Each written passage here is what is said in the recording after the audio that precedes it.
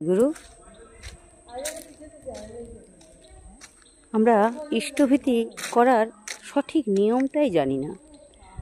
তো একটু আমি যেটা জানলাম আমি সেটা বলার চেষ্টা করছি।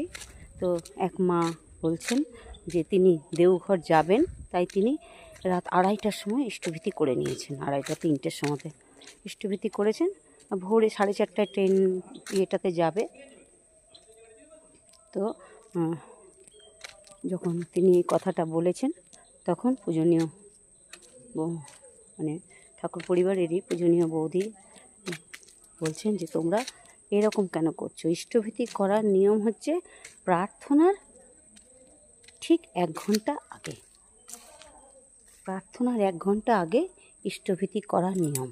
এই যে রাত 2টোয় উঠলাম, ঘুম ভেঙে গেল, আমি ইষ্টভীতি করলাম, আমাকে কোথাও যেতে হবে, তা আমি ইষ্টভীতি করে নিলাম, এটা কিন্তু ঠিক নয়।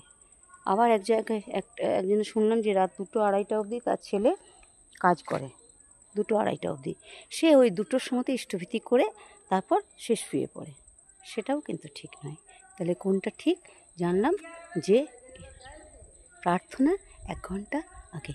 এখন যেমন প্রার্থনা চলছে 5:40 বা 5:45 এরকম, তাহলে আমি ইষ্টভীতিটা ওই 4:30, 4টা 4:30 এইরকম টাইমে করতে হবে। প্রথমে নাম ধ্যান করে ঠাকুরকে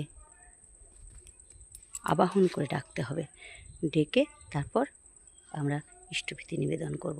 সঠিক নিয়মে যদি ইষ্টভীতিটা করি তাহলে সেই ইষ্টভীতি কিন্তু গ্রহণযোগ্য।